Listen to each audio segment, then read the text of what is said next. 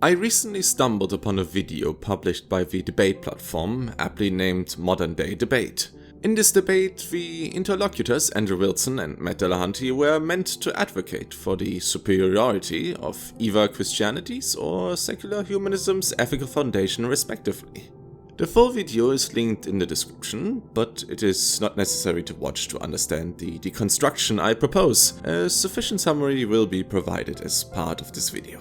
I say meant to advocate, as the debate did not last beyond the opening statements. Mr. Delahanty exited the stage prematurely before cross-examination could occur, seemingly due to taking offense to Mr. Wilson's methodology and/or worldview. Considering it a piece of entertainment and not much else, I tried to move on, but the YouTube algorithm appeared to have a different plan for me in mind. Not soon after, perhaps due to my penchant for reaction videos, I was recommended Wise Disciples' reaction to the debate, the full video also being linked in the description, again not necessary to be watched. Mate Sala, host of Wise Disciple, pointed out the argumentative structure and contents of Mr. Wilson, who argues that secular humanism has no sufficient foundation, requiring self-attributed presuppositions, which, akin to belief, may be utilized to justify any position. Mr. Wilson contests the foundation of such an ideology, arguing that even without an objective arbiter, a Christian worldview can at least concretely define human flourishing, the ideal allegedly advocated by the Humanist Manifesto, which secular humanists did not, or perhaps even cannot, concretely define. Mr. Wilson argues that no objectively measurable metric could be established in a secular humanist society reliant on aforementioned presuppositions, because human flourishing is merely asserted by the individual, or a set of individuals, not defined or proven by a unified framework from which to draw reference from. Regardless of opinions on the professionalism displayed in the debate, which appears to be put greatly in question by spectators and commentators to say the least, I found myself fascinated and eventually fundamentally disturbed by the question that I perceived to be at least implicitly, perhaps unintentionally, posed by Mr. Wilson. How can humans know or justify anything with a self-attributed foundation, or without a uniformly agreed upon and objectively verifiable framework to draw reference from? I replayed the opening statement up to the point where Mr. Wilson demonstrates examples for secular humanism's potential counterproductivity for several hours. As a soft atheist myself, and someone who used to enjoy Mr. Delahanty's deconstruction of religious beliefs in the past, it was Mr. Wilson's unusual approach to not defend his worldview, but rather deconstruct the one I had shared, at least in part due to what I perceived to be my own objective reasoning, that shattered my perspective of reality. Because, despite my attempts to reconcile with my reasoning, the more I delved into it, the less justifiable I found it or any other to be. Allow me to illustrate. While neither advocating for nor disputing solipsism, which in essence is the philosophy that anything beyond oneself cannot be verified, its apparent unfalsifiability nonetheless puts the notion of objectivity into question. Regardless of if the makeup of our brain, or a metaphysical concept such as the mind or soul, is the source of our perceived sense of self, any experience appears to be filtered through the corporeal form the self inhabits. The self's accessibility to the reality it inhabits is thus limited in several ways that render a pursuit of truth difficult, if not possibly in vain. Human perspective seems to be bound to the senses our bodies possess to comprehend its surroundings. Even disregarding senses that animals possess which humans lack, such as echolocation and magnetoreception, our capacity to take in information and have this information extrapolated by our brain in a way that allows the self to interact with the environment is limited by physical constraints. Our visible light spectrum is confined to wavelengths of roughly 400 to 700 nanometers, our hearing to roughly 20 Hz to 20 kHz, our sense of smell to the amount of receptors within our nose, and so on and so on. In addition to these filters that process the external world, the self's perspective likewise appears dependent on the inner world. The expression of genes have perhaps the greatest impact on human physiology, leading to noticeably different potentials of physical and mental capacity. Memes, as defined by Richard Dawkins, as well as personal experience on the other hand, may influence these expressions, shaping personalities, preferences, dislikes, and value systems through what humans tend to summarize as upbringing for individuals or culture for society. It moreover becomes evident that the inner world and the outer world are interdependent with one another. After all, the self's perspective of their outer world may fuel a compulsion to perpetuate it, or to deconstruct it, or to simply remove themselves from it and enter another. Either action may have an influence of future upbringings and cultural developments. A separation of both worlds appears to necessitate a condition such as death, in which, as far as we know, the self, even if it continues to exist in a metaphysical state, is cut off from receiving information of the outer world as it no longer has the brain as a physical medium to process said information. Regardless of the proposed interdependence, even if free will exists, a subject that neuroscience puts into question, as per Benjamin Libet's experiments that essentially recorded delays between the subconscious intent to act, the conscious intent to act, and the actual action itself, how free can this will actually be? Can a will decide on something it does not have direct information about? Can a will arrive at a conclusion or hypothesis that is not at least inferred from information the self already has access to? As an example, we appear to be incapable of imagining colors beyond those we have perceived already, but we at least can speculate the idea of there existing more colors since we have the concept of color as a reference. Even when setting aside the classic issue that how our brain processes sensory input has as of yet to be proven universal, thus leading to the possibility that every one of us perceives colors differently, and we simply refer to our perceptions by the same title, the following question arises. What if everyone was blind and we had no reference to the concept of color? The fundamental question is how humans can have a full or perhaps any sort of understanding of anything if we are potentially lacking the necessary reference required to obtain that understanding. And even if we had all possibly obtainable references, how can we determine their objectivity if we lack the means to verify or dispute whether the output our brain provides us when finished with processing information is subjective to each individual or not? If reality is a matter of perspective, as is often casually inferred when referring to a matter of taste or beauty being in the eye of the beholder, but perspective is also a result of, or at least limited to, external and internal factors, how can truth be achieved? From this line of thought, it stands to reason that, as in part argued by Mr. Wilson, worldviews that necessitate an appeal to the subjective or even intersubjective, such as secular humanism, render any form of objectivity inaccessible. Even if such a worldview was objectively the best, the limitations of our perspective do seem to not allow us objective verification of this truth.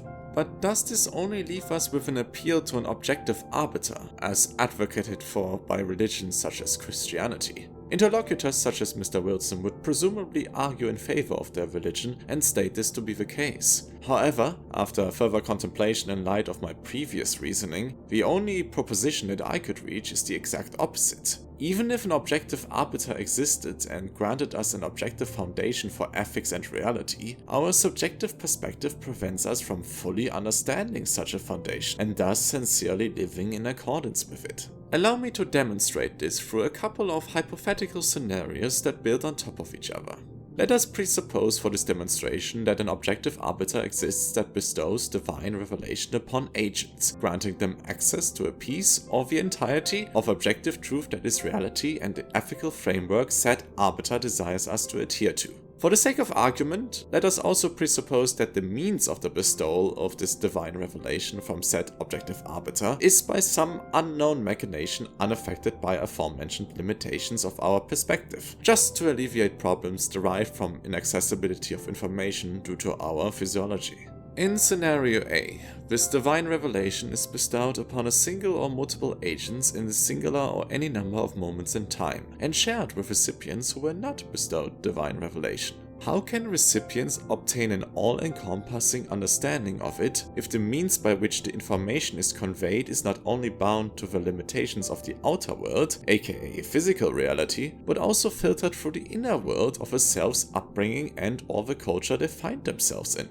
If beholden to subjective perspective, as Mr. Wilson argued to be the fundamental flaw of ideologies such as secular humanism, then an objective ethical framework innately cannot be established from this. Recipients may exert what appears to be free will and choose to perpetuate this divine revelation, but as it is filtered through the limitations of the inner and outer world, at best only a facsimile of an objective framework can arise from this. While its objectivity may be inferred through comparison and asserted by agents, there is no clear means within the recipient's subjective perspective to verify it. In scenario B, this divine revelation is bestowed upon every conceivable agent in a singular moment in time. In essence, for a limited period of time, there are no recipients, only agents. Even at a cursory glance, it becomes apparent that the same problem as described in scenario A arises. The only difference is that recipients do not exist in the immediate moment of divine revelation, but in a future in which eventually no or only a limited number of agents exist. This problem persists even if agents were immortal. As long as future recipients exist, the objectivity of the divine revelation's information again does not appear to be universally verifiable by any known means from a recipient's perspective. In scenario C, this divine revelation is bestowed upon every conceivable agent in every moment of time, past, present, and future. In essence, there are and never can be recipients. Divine revelation is to some extent innate to every human being that has or will ever exist. Every human is an agent, and it is effectively impossible for them to not be an agent, whether willing or unwilling. I argue that it is then the nature of the divine revelation itself that becomes the filter that renders objectivity inaccessible, as I will demonstrate in the following sub-scenarios. In sub-scenario C1, divine revelation is only bestowed in the form of partial access to objective truth. Every agent has only a limited number of pieces of the full picture that forms objectivity. In this sub-scenario, an objective ethical framework cannot be established as the agents lack access to all information to form said framework from a foundation of objectivity. In addition, even if the agents were granted different pieces and the sum total of all divine revelations would equate objectivity, the limitations of physical reality prevent them from communicating these pieces to each other in such a manner that they can transcend the limitations of their subjective perspective. As an aside, the latter option highlights that scenario A and B have the innate problem that multiple agents of an objective arbiter could not verify the objective nature of each other's divine revelation either. In sub-scenario C2, the scenario that deviates by far the furthest from our actual intersubjective reality, divine revelation is bestowed in the form of the entirety of objective truth. Every agent is granted effective omniscience that allows them to fully understand the nature of reality and the ethical framework the objective arbiter desires them to abide by. All possible avenues for doubt, skepticism, and uncertainty are rendered baseless. Truth is absolute. It is difficult to wrap one's head around the scenarios removed from daily life, but what I question is if these agents can be or act moral in the first place. If in this scenario, individual perspective of the outer world is rendered meaningless, and the internal world is effectively irrelevant, as both are superseded by absolute truth, then can the concept of self even exist? Would every agent not merely be an exact copy, or at least approximation of one another, unless they act in defiance of objectivity? For the agents to adhere to an unquestionably accessible objectively moral framework,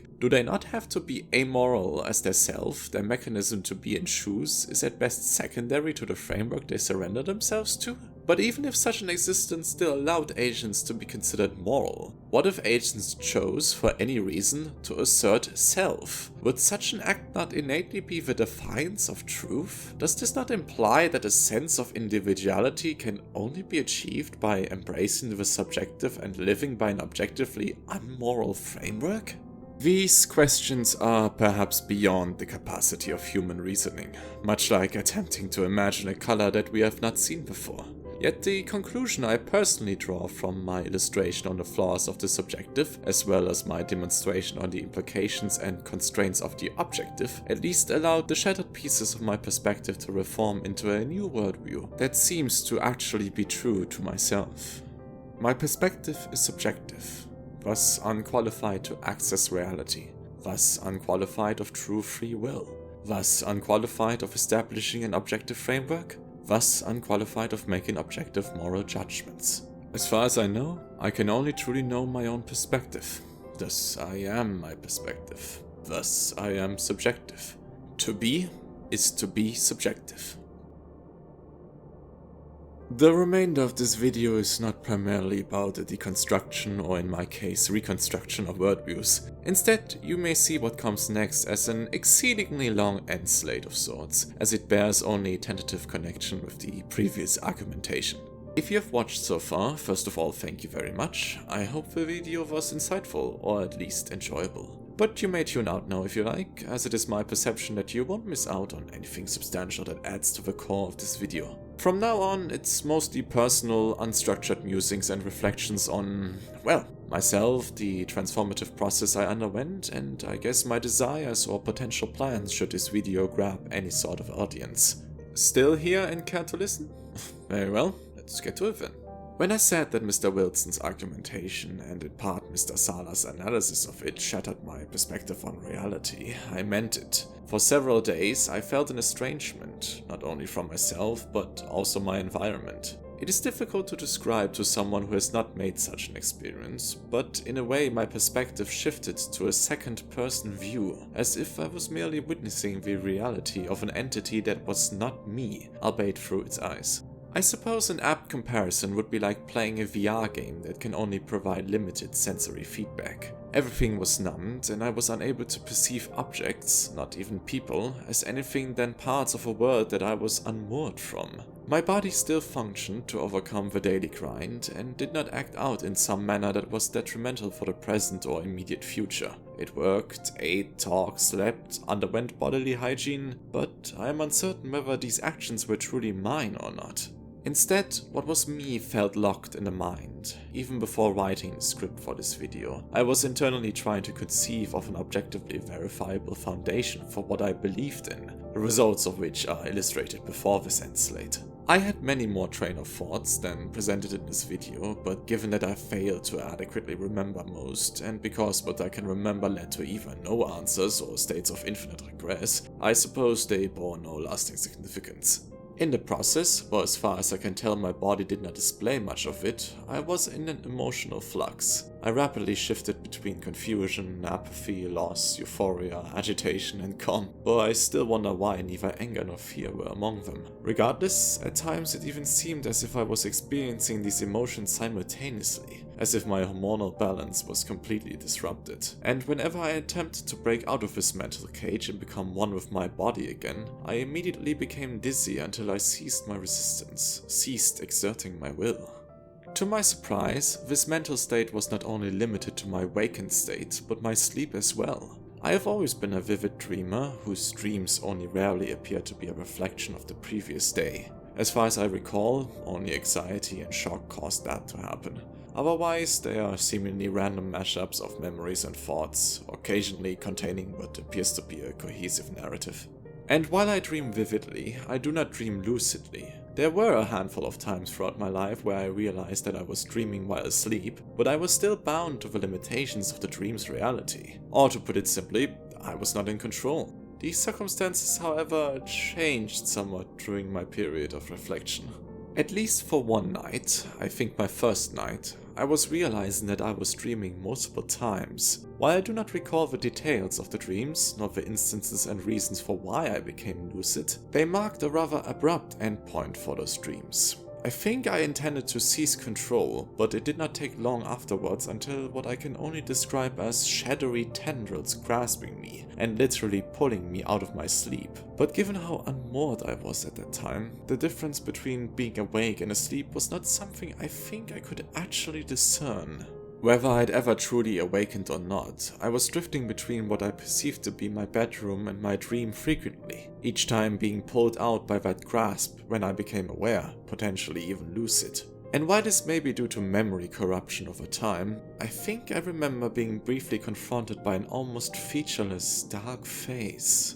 It would not be the first time that I was harrowed by similar night terrors, having occurred twice already as far as I can recall. But this time there was a key difference. I was serene throughout the entire process and afterwards. I was not scared in any way, nor was I shaking or sweating uncontrollably. I was just fine and could move on with my day without really contemplating on what had happened to me. While writing this, the only hypothesis I could come up with is that my mind constructed a facsimile out of my unmoored contemplation and my conception of Nietzsche's shadow to compute with the struggle I found myself in a pseudo-visually understandable way.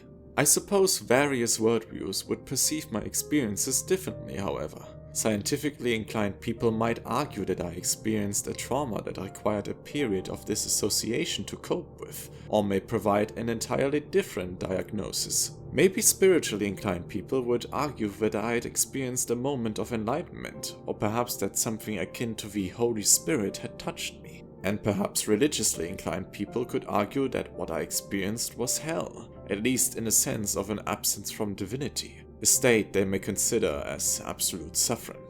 I would not know how to argue against any of those perspectives, given how unqualified I see myself to perceive reality for what it really is. However, unlike previous far less intense moments of introspection, I felt an urge, if not necessity, to not simply let my thoughts drift into my subconsciousness so I may eventually return to the stupor of my daily life. Hence the script of this video, which took me less than 24 hours to complete and only a few more hours of work to review. And before you may ask, no, I am fine now, if a bit exhausted by the process. Neither was I or currently am I diagnosed with any condition, nor am I dependent on medicine or feel a compulsion towards the utilization of recreational substances to maintain my physical or mental well-being. I again feel a oneness with my corporeal existence. Though admittedly, I wonder whether that is because I'm truly at peace with the conclusion I drew, or because something in me recognized that there is seemingly no determinable practical difference between objective truths in reality and verifiable aspects of our intersubjectively agreed upon perception of quasi-reality, and thus had little choice than to accept the stupor of daily life to function at all. As an aside, there are two people in my life who I trust to care for me and be open-minded enough, with whom I shared parts of my script. One of them suggested optimistically that even if my new worldview did not make me more empathetic to differing points of view, at least I may be less prone to my own biases. The other, however, expressed concern that I may have lost certainty in my life, perhaps because I feel unqualified in taking a non-personal stance on anything, or maybe because I may succumb to perceived trappings of relativism, whether moral or otherwise. And again, I would not know how to argue against those perspectives, though I at least wish to express my gratitude for the time and honesty they gave to me. If the both of you happen to see this video, I consider you to be my best friends and a strong foundation in my life.